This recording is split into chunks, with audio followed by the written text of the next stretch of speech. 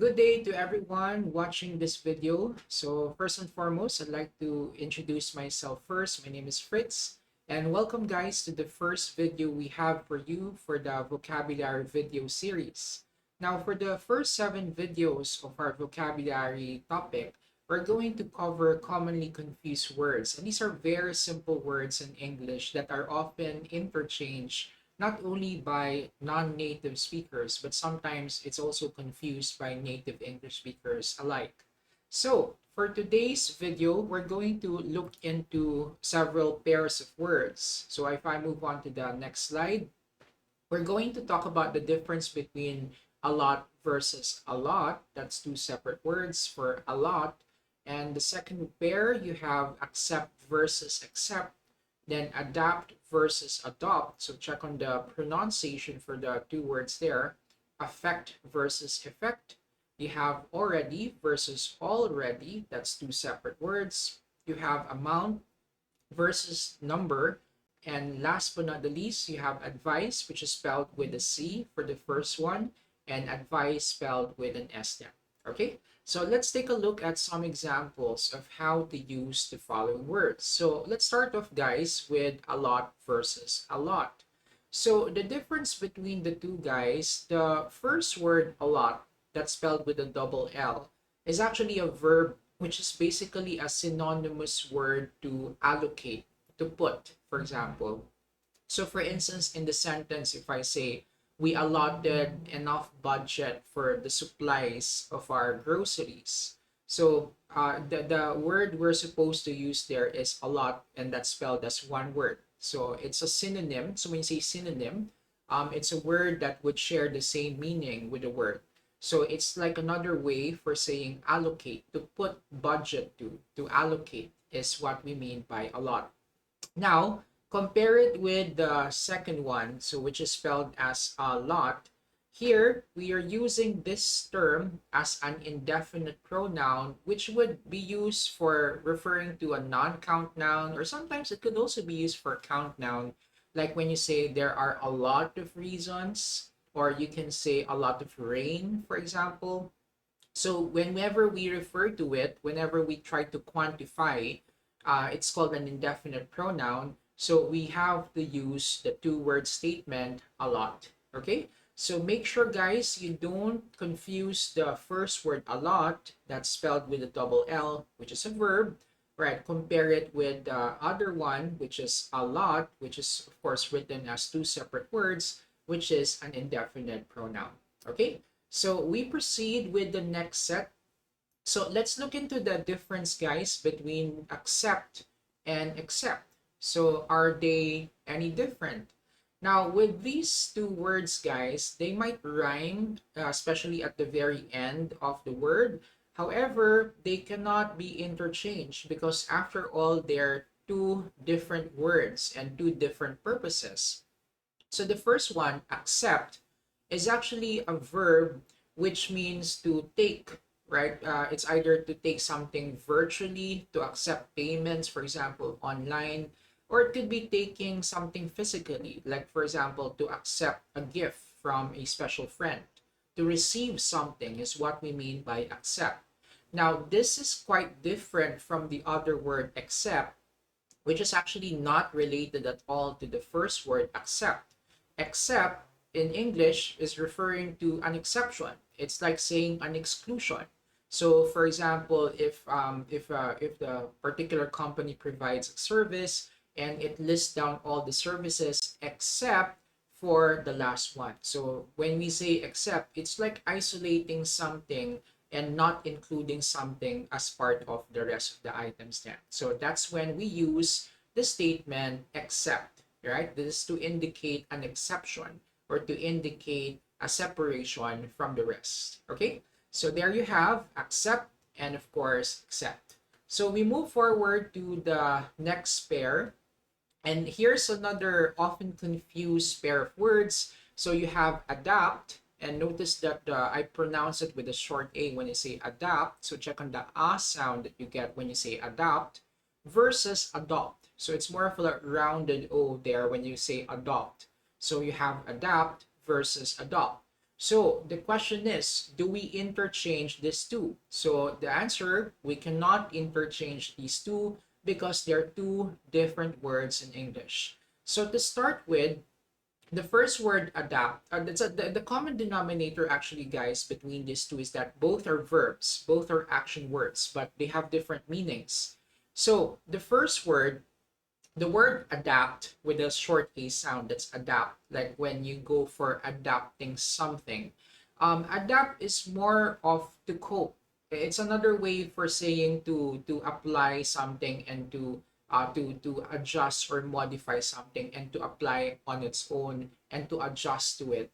So if you take into the context, the example given here on the first item on my screen, so it says our fitness program was adapted from the program meant for professional athletes. So it was modified, it was altered, or in other words, it was customized accordingly then. And that's when we use the word adapted.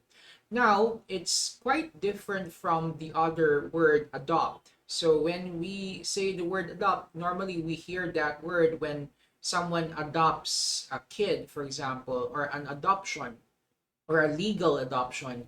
And normally we use that statement to convey the meaning of taking one or taking someone or something as one's own. So if you look into the example given here on the second sentence, it says many pet lovers advocate adopting stray dogs and cats instead of buying one. So the idea there is to take as one's own then when we go for adopt or adopting or adoption then. Okay? So hopefully this sheds light, guys, when it comes to distinguishing adopt versus adopt them. So we proceed with the next pair of words. So you have affect and effect. So can we interchange them? Then the same answer goes, we're not supposed to do so. Affect on the first word is actually an action word which means to result to.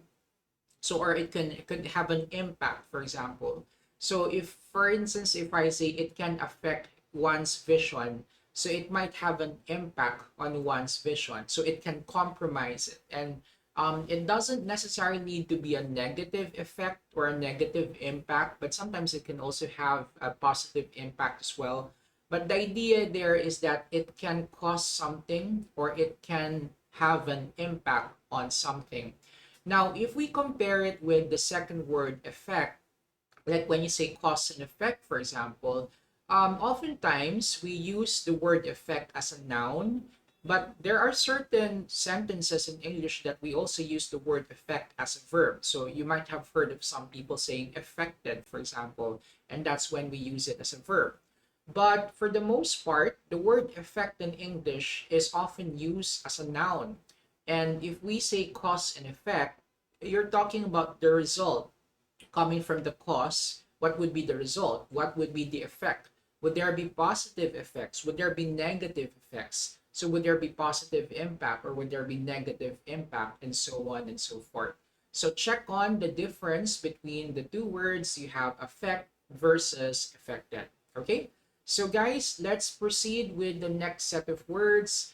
And if you look into the spelling for the first word, you have written there as already, written as one word, and you have two separate words for already. So how do we differentiate the two? Well, for one, the first pair or the first one on the pair of words already is actually an adverb. An adverb which means previously, something that was previously done.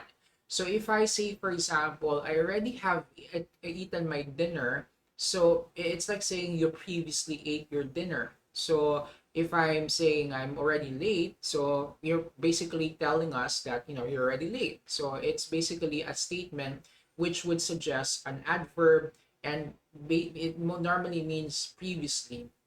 Now, if you compare it with the other, the pair of words already, it's a different situation whenever we use already.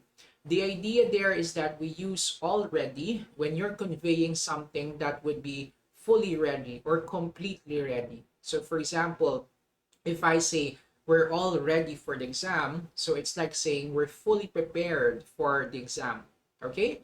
So check on the difference between these two words. Now, we proceed with a few more examples of commonly confused words in English.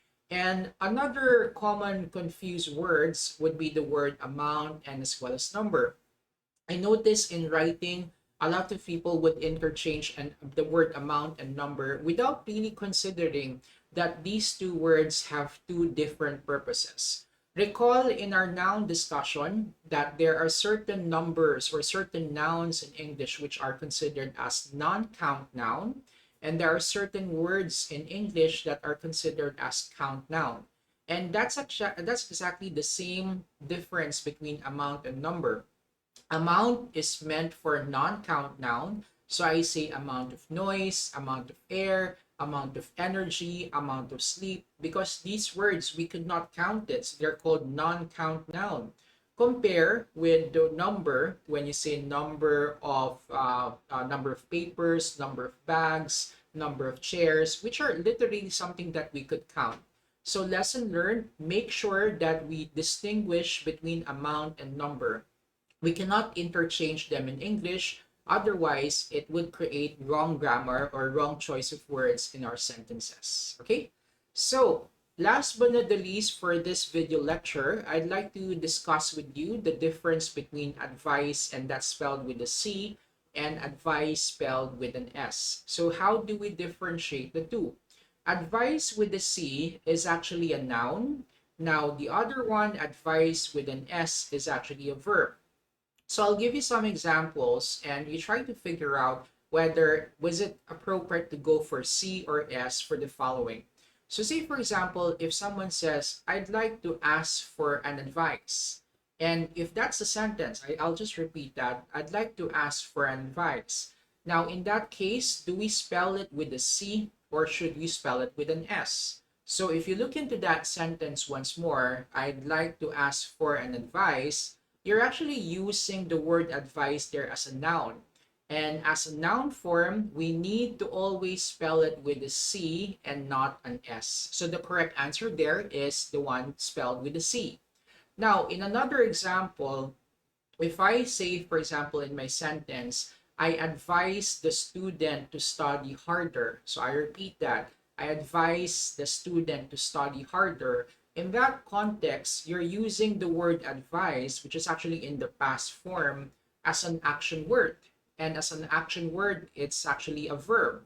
And as a verb, we have to spell the word advise. That's with, of course, with the letter S then. Okay? So I hope from the discussion I have for advice and advice, yeah, I'll try to avoid the confusion that might happen between the two. So advice with a C and advice with an S. So there you have it, guys. Those were the seven words that or seven pairs of words that I'd like to discuss with you this short video. And I hope you guys check out the other videos we have for you for the commonly confused words in English. But for now, I'll just have to bid goodbye and see you again on our next video series. Bye for now.